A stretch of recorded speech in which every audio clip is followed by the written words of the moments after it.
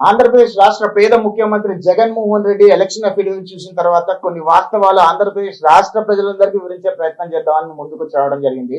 2009లో రాజకీయం మొదలుపెట్టిన జగన్మోహన్ రెడ్డి గారు ఎన్ని లక్షల కోట్ల అధిపతి అయ్యాడు, ఏ రకంగా అధికారం అడ్డుపెట్టుకొని సంపాదించాడు, ఏ రకంగా తండ్రి అధికారం అడ్డుపెట్టుకొని సంపాదించాడు, మీ అందరికీ అక్షరాలతో సహా మీకు విశ్లేషించే ప్రయత్నం చేస్తాము.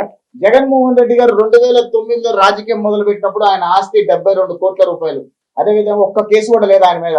కానీ 2011 బై ఎలక్షన్కి వెళ్ళినప్పుడు ఆయన ఆస్తులు దాదాపు 445 కోట్ల రూపాయలకు పెరిగాయి. అంటే దాదాపు 373 కోట్ల రూపాయల ఆస్తులు పెరిగాయి. అంటే దాదాపు తండ్రి అధికారం అడ్డు పెట్టుకున్న టైంలో బై ఎలక్షన్కి వెళ్తే తండ్రి అధికారం అడ్డు పెట్టుకొని సంపాదించిన ఆస్తి 373 కోట్ల రూపాయలు. అదేవిధంగా 2014లో ఆయన ఎమ్మెల్యేగా పోటీ చేసినప్పుడు ఆయన ఆస్తి 416 కోట్ల రూపాయలు. అక్షరాలు అంతా వైట్ మనీ. ఆ రోజు 11కి 2014కి ఆయన ఆస్తి 29 కోట్ల రూపాయలు తగ్గింది. ఎందుకంటే అప్పటికే ఆయన కేసుల్లోకి వచ్చాడు, 15 కేసులు వచ్చాయి. అదేవిధంగా అధికారంలో లేడు, కోర్టులు ఖర్చులు, కేసులు ఖర్చులు ఇవన్నీ పెట్టుకోవడం కోసం ఒక 29 కోట్ల రూపాయలు తగ్గుండొచ్చేమో. అదేవిధంగా 2019లో పేద ముఖ్యమంత్రి అయ్యాడు అనమాట. రూపాయి జీతం తీసుకొని ఆయన ముఖ్యమంత్రి అయిన సందర్భంగా ఆయన ఆస్తులు వచ్చేసి 510 కోట్ల రూపాయలు. ఆయన మీద ఉన్న 38 కేసులు ఉన్నాయి. 2014 నుంచి 2019కి ఆయన ఆస్తులు 94 కోట్ల రూపాయలు పెరిగాయి. రూపాయి జీతం తీసుకునే పేద ముఖ్యమంత్రి 2019 నుంచి 2024 వరకు ఆయన ఆస్తులు 775 కోట్ల రూపాయలకు పెరిగాయి. అంటే 5 సంవత్సరాల్లో ఆయన ఆస్తులు 265 కోట్ల రూపాయలు పెరిగాయి. రూపాయి జీతం తీసుకునే ముఖ్యమంత్రి గారు 2019 నుంచి 2024 వరకు అక్షరాల రోజుకి 14,52,000 రూపాయలు సంపాదించేవాడు. అంటే రూపాయి తీసుకొని పనిచేసే ముఖ్యమంత్రి ఆయనకున్న బిజినెస్ల ద్వారా దాదాపు 14,52,000 రూపాయలు సంపాదించేవాడు. అంటే ఈయన గారు పేద ముఖ్యమంత్రి అని అంటారు. పేదవాడికి పెత్తందారికి మధ్య జరిగే యుద్ధం అని చెప్పి ఆయన పదే పదే అంటూ ఉంటాడు. అంటే 14,52,000 రూపాయలు రోజుకి సంపాదించే ఒక వ్యక్తి పేదవాడు అని చెప్పి ఆంధ్రప్రదేశ్ రాష్ట్ర ప్రజలందరినీ కూడా పిచ్చోళం చేసే ప్రయత్నం చేస్తున్నాడు. రాష్ట్ర ప్రజలందరూ ఒక విషయం గమనించండి. 2009 నుంచి 2024 వరకు అంటే దాదాపు జగన్మోహన్ రెడ్డి ఆయన ఆస్తి 775 కోట్ల రూపాయలకు పెరిగాయి. 72 కోట్ల రూపాయలతో ఆయన ప్రస్థానం మొదలుపెట్టిన రాజకీయ రంగేట్రం చేసినప్పుడు 72 కోట్ల రూపాయలు వస్తే ఈ రోజు ఆయన ఆస్తులు 775 కోట్ల రూపాయలు పెరిగాయి. అంటే 700 కోట్ల రూపాయలు ఆయన ఆస్తులు పెరిగాయి ఆయన రాజకీయాల్లోకి వచ్చిన తర్వాత. అంటే ఏ రేంజ్ లో ఆయన ఆస్తులు సంపాదించాడు, ఏ రేంజ్ లో ఆయన అవినీతి సొమ్మును సంపాదించాడు ఒక్కసారి ప్రజలందరూ గమనించండి. ఇది మొత్తం ఫ్యాక్ట్స్ అండ్ ఫిగర్స్ కూడా వైట్ మనీ మాత్రమే.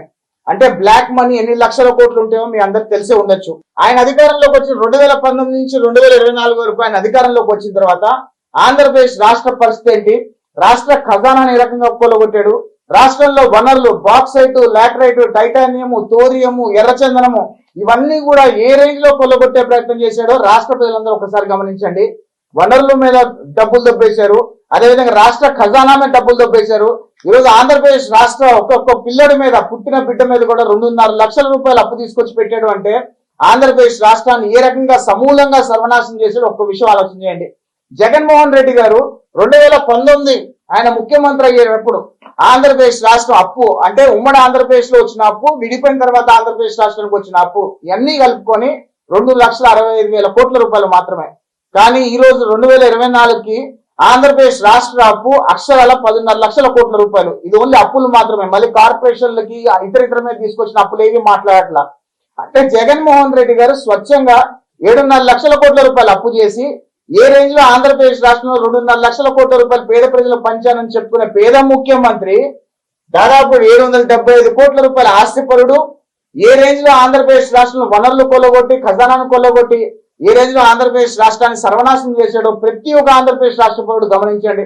రూపాయి జీతం తీసుకునే పేద ముఖ్యమంత్రి 14 లక్షల రూపాయలు రోజుకి సంపాదించే ముఖ్యమంత్రి పేదవాడా లేదా ఆంధ్రప్రదేశ్ రాష్ట్ర ప్రజలు పేదవాళ్ళ అనే విషయం ఒక్కసారి ఆలోచించమని కోరుతున్నా. రేపు రాబోయే 20 రోజుల్లో ఎలక్షన్ జరగబోతున్నాయి. ఆంధ్రప్రదేశ్ రాష్ట్ర ప్రజలందరూ కూడా ఒకసారి వాస్తవాలన్నీ గమనించి వచ్చే ఎలక్షన్ లో జగన్మోహన్ రెడ్డి గారిని చిత్తుగా ఓడించి, వైఎస్ఆర్ కాంగ్రెస్ పార్టీని చిత్తుగా ఓడించి ఆంధ్రప్రదేశ్ రాష్ట్రాన్ని వైఎస్ఆర్ కాంగ్రెస్ పార్టీ నుంచి, జగన్మోహన్ రెడ్డి నుంచి కాపాడుకోమని విజ్ఞప్తి చేస్తున్నారు.